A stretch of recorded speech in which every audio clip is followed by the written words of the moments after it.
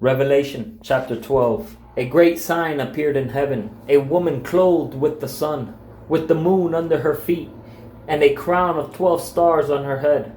She was pregnant and cried out in labor and agony as she was about to give birth. Then another sign appeared in heaven.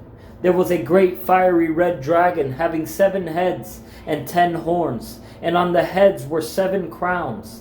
Its tail swept away a third of the stars in heaven and hurled them to the earth. And the dragon stood in front of the woman who was about to give birth, so that when she did give birth, it might devour her child. She gave birth to a son, a male who is going to rule all nations with an iron rod.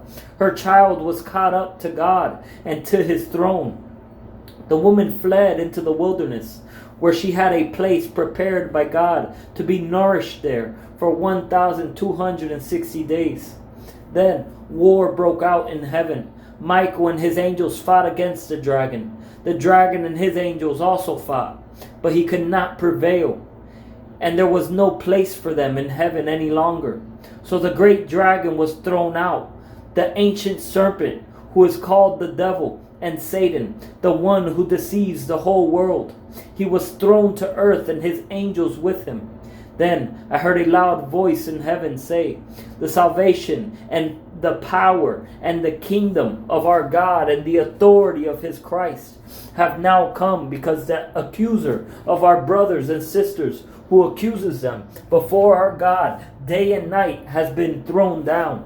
They conquered him by the blood of the Lamb and by the word of their testimony, for they did not love their lives to the point of death. Therefore rejoice, you heavens, and you who dwell in them.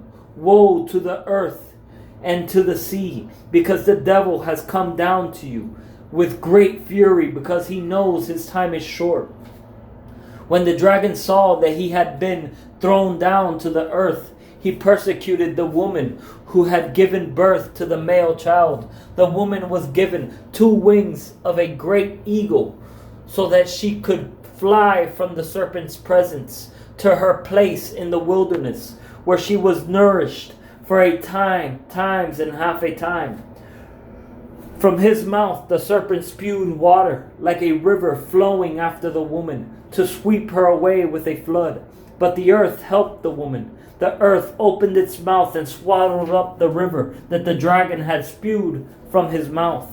So the dragon was furious with the woman and went off to wage war against the rest of her offspring, those who keep the commands of God and hold firmly to the testimony about Jesus. The dragon stood on the sand of the sea